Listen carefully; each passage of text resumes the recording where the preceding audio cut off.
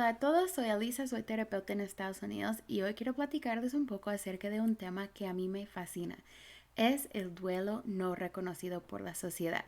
Entonces, algunos ejemplos de esto es, por ejemplo, si un muchacho lleva a su novia nueva a su casa a conocer a su familia. La mamá del muchacho se encariña mucho con la nueva novia. Ella se porta como si fuera su hija. Entonces, a los 2 meses, los dos muchachos se cortan desafortunadamente y la señora siente un hueco en su corazón. Tiene un vacío en la casa que siente que no lo llena nadie. Ella va con sus amigas y les dice, ay, me da tanta tristeza que ellos se han cortado, ya nunca voy a volver a ver a esta muchacha.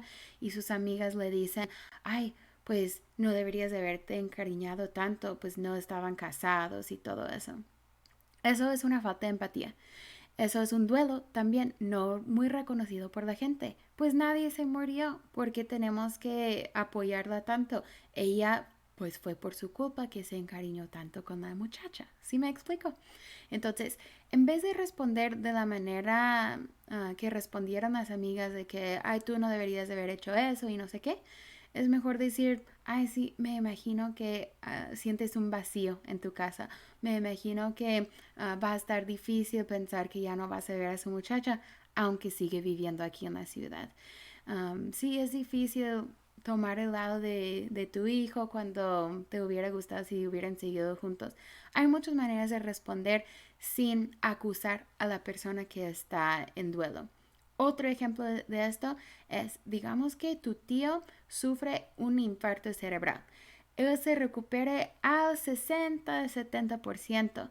Ahora necesita mucha ayuda en la casa, necesita mucha paciencia de parte de tu tía.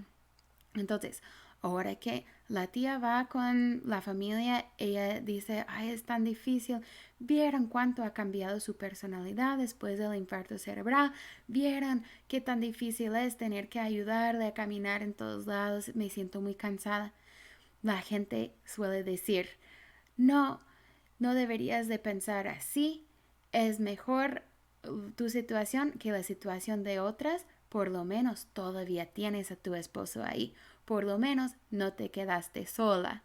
Entonces, esto está feo para la tía porque ella de verdad al expresar estas cosas está diciendo necesito apoyo, me pueden ayudar, necesito que alguien me entienda. En vez de eso le están diciendo no, tú estás mal porque no estás agradecida porque todavía tienes tu esposo.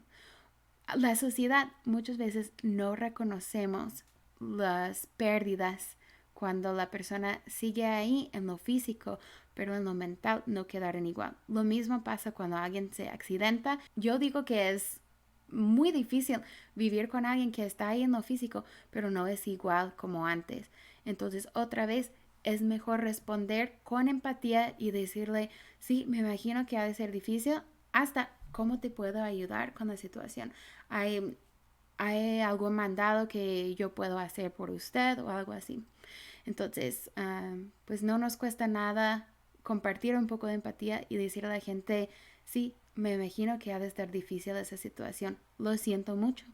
No hay que acusar a la gente que está pasando por tiempos difíciles, ¿sí? Bueno, eso es un tema que me gusta mucho. Otro tema sería la empatía, cómo responder a estas situaciones, aun si no entiendes bien por lo que está pasando a la persona.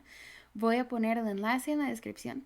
Si te gustó el video, por favor, dale me gusta, déjame un comentario, una pregunta si tienes alguna y mucho gusto, seguimos platicando.